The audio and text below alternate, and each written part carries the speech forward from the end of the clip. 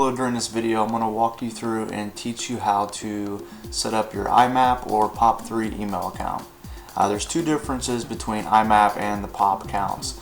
If you're setting this up on your email account to work on a cell phone and your desktop at home, and you want it to stay synced together, so if you send something from your phone, then it'll actually be in your sent folder when you download it on your computer later on. That would be an actual Imap email account that you'd want to set it up as.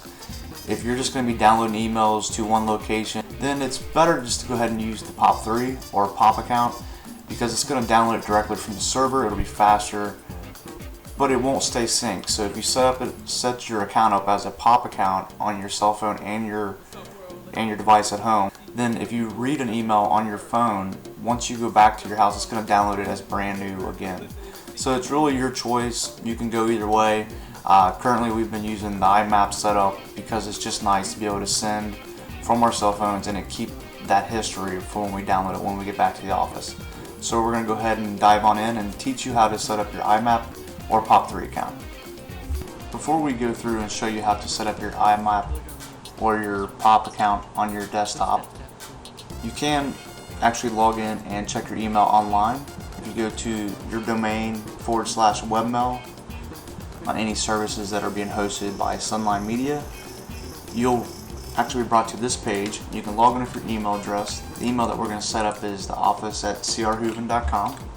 You can log in here with your username and password. Your username is always going to be your full email address. If you click login, it's going to go ahead and within 3 seconds, it's going to send this to our webmail client, Roundcube, is who we're actually using through CR Hooven. And you can see here you can actually log in on our browser and write new emails, check your email, create folders, all that within the browser. Now again, if you set this up on an Imap account, all this information will be synced from this account online to your desktop or your cell phone. So we're going to log back out and we're going to go ahead and open up our Outlook. Right now we're going to go ahead and show you how to set up your email account through Outlook. The version that we're using is Outlook 2007. It's a little bit different on 2010 or 2003, but the settings are the same.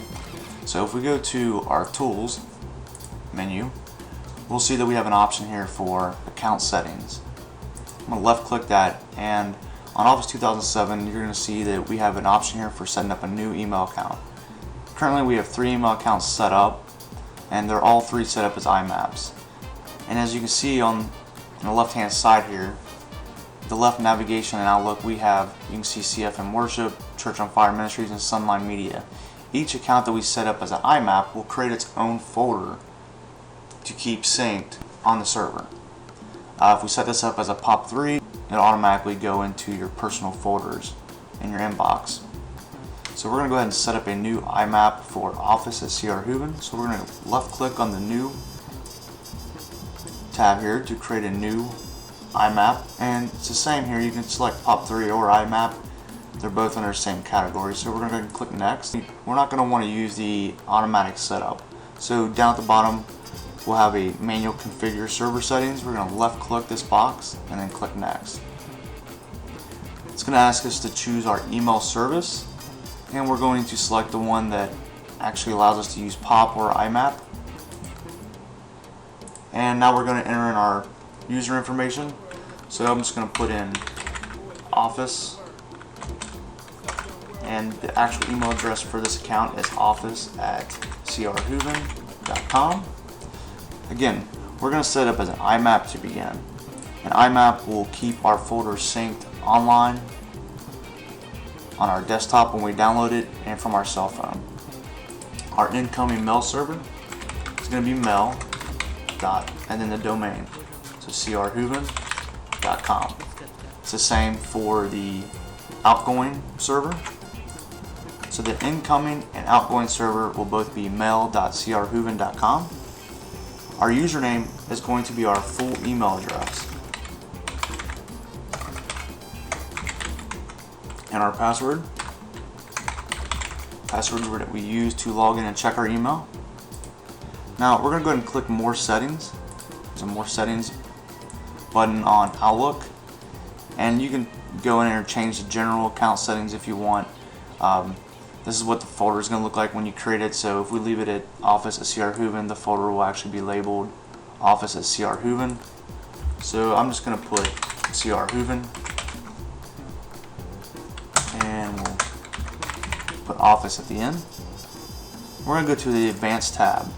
The Advanced tab is where we're actually going to set our incoming server ports and our outgoing server ports. Our incoming server port is actually fine at 143. Our outgoing we're actually going to change to 26. And we'll click OK. We're going to go ahead and click Test Account Settings. You can see it's going through and it's completed the incoming and it's completed the outgoing test. So now we can click Close. Go ahead and click Next. And now this account has been finished. So you can see here now it's been added, CR Hooven. We're going to close this. And you'll see we have a new folder over here, CR Hooven Office. If we go to our inbox, you'll also notice that here's our test that was sent through Microsoft. I can open up this inbox and see the folders inside of it. So we have our sent, our trash. So if I go ahead and delete this, now by default, if we go into Outlook and our email is downloaded through Imap and we delete it, once we actually move off that folder, it does not move into the trash bin automatically, because on Imap these deletions have to be purged. So this is a nice setting that you might want to set up on your Outlook. If you go back to your tools and your account settings and select your email address, we're going to go to the CR Hooven Office. If we double click this, go back to our more settings, under the general tab you'll see there's a purge option. Purge items, what this will actually do is once you select delete, it'll automatically purge it once you move off of that folder. So I'm going to go ahead and select that and click OK. Click Next and Finish, and then close it. I've selected and deleted this email here. Once I move off of that folder and I go back, you'll see it's gone. It has been removed. It's not in the trash bin. It has totally been removed, and this will help save space on the server. Again, Imap settings are great to use if you're going to be you want your email to sync with your cell phone. If you're only setting it up on your cell phone and you're not worried about keeping it synced, then you might want to just go ahead and use the POP account. The settings are exactly the same, just you'll select POP instead of Imap when you're setting it up on your device.